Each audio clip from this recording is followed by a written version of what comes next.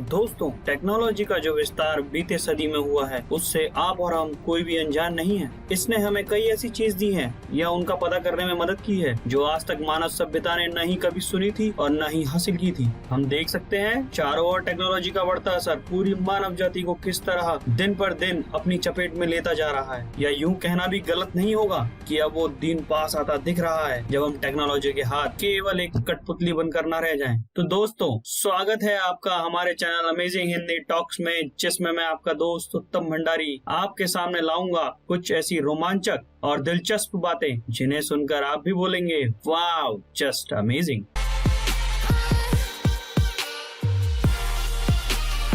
तो दोस्तों, जैसा कि हमने आपको बताया कि टेक्नोलॉजी दुनिया के लिए एक वरदान साबित हो रही है, पर कहीं ना कहीं मानव सभ्यता इसके झुकाव में अपनी सीमा तय नहीं कर पा रहा है। वो दिन दूर नहीं दिख रहा जब हम आर्टिफिशियल इंटेलिजेंस और कुछ टेक्नोलॉजिकल कंपनी के हाथों की कठपुतलियां मात्र बनकर न रह जाएं। मशहूर साइंटिस्ट एल्बर्ट आइंस्टीन का नाम तो आपने सुना ही होगा। उन्होंने एक बार अपने वक्तव्य में कहा था कि मुझे उस दिन का डर है जब तकनीक हमारी मानव सभ्यता से आगे निकल जाएगी और दुनिया के पास केवल बेवकूफ लोगों का झुंड होगा। कहीं ये सच तो नहीं होने वाला है। दोस्तों, मेरे कहने का मतलब ये बिल्कुल भी नहीं है कि टेक्नोलॉजी हमारे लिए सिर्फ बुराई ही लेकर आ रही है। इसके फायदे भी बहुत हैं और गिनाए भी नहीं जा सकते। आज टेक्नोलॉजी ही है जिसकी वजह से हमें दुनिया इतनी छोटी लगने लगी है, और ये टेक्नोलॉजी ही है जिसकी वजह से मैं आपसे जुड़ पा रहा हूँ। इन सब के बावजूद कई ऐसी चीजें हैं जो हमें और आपको जाने अनजाने में टेक्नोलॉजी हमसे छीन रही है। तो आइए जानते हैं इन सब चीजों के बारे में। तो दोस्तों, पहला आता है आर्टिफिशियल इंटेलिजेंस और ऑटोमेशन। दोस्तों, पहले मैं ये बता दूं कि आर्टिफिशियल इंटेलिजेंस कंप्यूटर के कुछ सेट्स ऑफ प्रोग्राम होते हैं जिसे मशीन वो सब काम कर सकते हैं जैसे कि एक इंसान कर सकता है या सोचता है। आप कई रोबोट्स देखते होंगे या कई फोन्स जिनमें बायोनिक चिप्स का इस्तेमाल होता है जो आपकी हर एक्टिविटी के हिसाब से खुद सजेस्ट करता है कि आपके लिए क्या बेस्ट रहेगा। या इसका एक एग्जाम्पल दूं तो आपने साउथ के थलाइवा यानी सुपरस्टार रजनीकांत की रोबोट फिल्म तो देखी ही होगी। वो एक शानदार नमूना है कि किस तरह यदि एक मशीन को लगातार मानव की तर्ज पर विकसित किया जाता रहा तो आने वाला समय में हो सकता है कि इंसान का दुश्मन कोई इंसान ही नहीं बल्कि रोबोट हो। दूसरा, कई इंडस्ट्रीज में मैन पावर कम करने के लिए इंसान से ज्यादा इफेक्टिव तरीके से काम निकलवाने के लिए रोबोट का इस्तेमाल कई गुना बढ़ गया है और फ्यूचर में बढ़ता ही जाएगा। इसका असर हम बढ़ती बेरोजगारी से भी देख सकते हैं। वर्ल्ड इकोनॉमिक फोरम के एक रिपोर्ट के अनुसार ऑटोमेशन 2022 तक लगभग 7.5 करोड़ जॉब्स पर असर करने वाला है। इसका मतलब ये है कि लोअर एंड जॉब्स जिनमें क्लरिकल काम, सेक्रेटरीज, बुक कीपिंग और ऐसी कई जॉब्स पर गाज गिरने वाली है। ऑक्सफोर्ड की एक रिपोर्ट के हिसाब से लगभग 2 करोड़ नौकरियां पूरी दुनिया में केवल मैन्युफैक्चरिंग कंपनीज की चली जाएंगी। हालांकि ये कई मायने जैसे कि स्पेस टेक्नोलॉजी, मेडिकल साइंस और डिफेंस टेक्नोलॉजी में कारगर साबित हो रही हैं, लेकिन इसके नेगेटिव साइड्स भी बहुत ज्यादा हैं। अगला आता है डेटा के थ्रू कब्जा। दोस्तों, हम सबको पता है कि इंटरनेट के इस दौर पर हम सब कितना टाइम इंटरनेट पर बिताते हैं। जितना टाइम आप इंटरनेट पर किसी भी साइट पर बिताते हैं तो वो अपने सर्च एल्गोरिदम और यूजर कुकीज का यूज करके आपके हर हरकत को ट्रैक करता है। जिसके पास डेटा या इंफॉर्मेशन का खजाना है दोस्तों, वो ही इस सेंचुरी का किंग है। ये तो आपने सुना ही होगा और अक्सर हम देखते भी हैं कि जिसके पास डेटा है वो सब कुछ कर सकता है। दोस्तों, आपने शायद कई बार नोट भी किया हो, हम कई बार जिन चीजों के बारे में सर्च करते हैं या ज्यादा समय जिन चीज को ढूंढने में या देखने में लगाते हैं, आप जब दूसरी बार कुछ और चीज के बारे में देख रहे होते हैं तो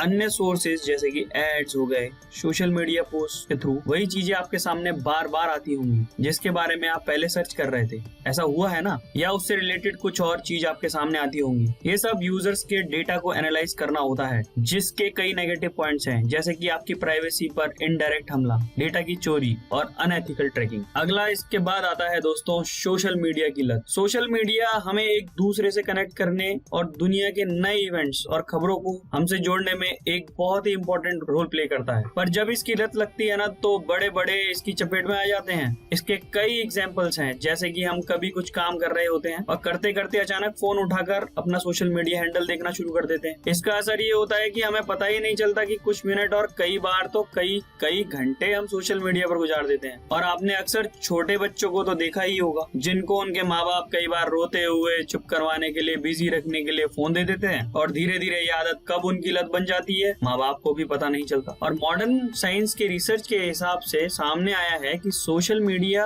और ज्यादा फोन का नशा भी एक साइकोलॉजिकल प्रॉब्लम का ही एक रूप है। और आज की इस नई दुनिया में सोशल मीडिया का तो इतना असर है कि एक न्यूक्लियर फैमिली भी और न्यूक्लियर हो गई है। जैसा कि माँ बाप बच्चों को टाइम नहीं दे पा रहे हैं, आज की युवा पीढ़ी सब कुछ छोड़ सिर्फ फोन को इतना इंपॉर्टेंस देने लगी है कि हमें होश ही नहीं है कि हम अपने आसपास की चीज तो एंजॉय ही नहीं कर पा रहे, जो कि असली और सच्ची है। ये इसलिए होता है दोस्तों क्योंकि हमारे माइंड में कुछ हार्मोन्स रिलीज होते हैं जो कुछ रिसेप्टर्स की मदद से उन चीजों की ओर आकर्षित होते हैं जो देखने में अच्छी हो या मनोरंजन प्रदान करती हो। इसलिए दोस्तों सोशल मीडिया केवल कनेक्ट करने का मीडियम है, इसे अपनी जिंदगी का हिस्सा तो जरूर बनाएं पर जिंदगी ना बनाएं। इसका अगला पॉइंट है दोस्तों यूजर्स के डेटा की चोरी। आपने अक्सर देखा होगा कि कई बार हम अखबार में न्यूज देखते हैं कि फला कंपनी ने यूजर्स का डाटा लीक कर दिया है या करोड़ों यूजर्स का डेटा डार्क वेब में अवेलेबल है। ये अक्सर इसलिए भी होता है क्योंकि कई बार हम कोई भी ऐप या सॉफ्टवेयर डाउनलोड करते वक्त या मान लीजिए वेब सर्फिंग करते वक्त रजिस्ट्रेशन के लिए अपना पर्सनल डाटा जैसे कि हमारा नाम हो गया, ईमेल आईडी, फोन नंबर या कई लोग तो इवन अपना बैंक डिटेल्स तक बिना कुछ सोचे समझे दे देते हैं। इसका रिजल्ट ये होता है कि उनके डेटा डार्क वेब में लीक हो जाता है और उनके साथ अननेसेसरी छेड़छाड़ होती है, जैसे कि उनकी प्राइवेसी पर attack, web money laundering, social media page hack करना या कई बार तो बैंक अकाउंट से पैसे निकलवाने की खबर तक हम सुनते हैं। आजकल आप कई मशहूर पेमेंट एप्स के फ्रॉड्स की भी चर्चा खूब सुन रहे होंगे, जिसमें कई भोले भाले यूजर्स को कई फ्रॉड लोग इन सॉफ्टवेयर की यूज से निशाना बनाकर धोखे से पैसा कमाते हैं। इवन आजकल कई बार तो ये भी देखा जाता है कि हैकर्स पेमेंट फिएट करेंसी यानी कि नोट या सही तरीके समझाना चाहूँ तो रुपए या डॉलर में ना मांगकर क्रिप्टो करेंसीज जैसे कि बिटकॉइन और इथेरियम में मांगते हैं। बिटकॉइन और इथेरियम ये डिजिटल करेंसीज हैं जो कि ब्लॉकचेन टेक्नोलॉजी पर बेस्ड है। ये एन्क्रिप्टेड होती हैं और दुनिया भर में इसलिए डार्क वर्ल्ड में इसका प्रचलन बढ़ रहा है क्योंकि इन्हें जल्दी से ट्रैक नहीं किया जा सकता। दोस्तों इसमें जो मेन कड़ी है और जो सबसे इम्पोर्टेंट है वो है स्मार्ट गैजेट्स और ह्यूमन कंट्रोल। आजकल आप smart homes, smart sound system, smart locks, smart home speakers, कई ऐसी चीजों से वाकिफ हैं, लेकिन क्या आपको पता है कि इनको आने वाले टाइम में कैसे मिसयूज होने वाला है? जो होम स्पीकर्स या घर का कोई भी इलेक्ट्रॉनिक चीज आपके वॉइस कमांड पर चलती है या किसी पर्टिकुलर पासवर्ड के थ्रू चलती है, उसे आने वाले समय में टेक्निकल चोर या यूं कहें कि अनएथिकल हैकर्स अपनी प्रोग्रामिंग स्किल से आसानी से कैंसिल या अनऑथराइज कर सकते हैं। आने वाला दौर इन्हीं सब का है, लेकिन इसमें कई नेगेटिव चीज भी शामिल होंगी, जैसे ई चोरियां हो गई, आपकी आवाज को हैक करके चोरी करना या कई ऐसी वारदातें जिसमें हम और आप अभी अनजान हैं लेकिन बहुत कुछ जल्द सुनने वाले हैं। इसका एक छोटा सा एग्जांपल देना चाहूंगा और वो एग्जांपल ये है कि एक कपल जिसके घर में एक चर्चित कंपनी का स्मार्ट स्पीकर रखा था, उनकी किसी बात पर आपस में नोकझोंक चल रही थी और गलती से वो डिवाइस भी ऑन था। हुआ यूं कि कुछ दिन बाद उनका झगड़ा इंटरनेट पर वायरल हो गया। ये किस वजह से हुआ ये तो पता नहीं, लेकिन ऐसे और कई डेटा लीक्स फ्यूचर में होने वाली चोरी कैसे होंगी इसकी तरफ इशारा ही नहीं करती बल्कि हमें चेतावनी भी देती है। हम जो भी इंटरनेट पर एक्टिविटी कर रहे हैं उसका रिकॉर्ड इवन कई देशों की एजेंसियां अपने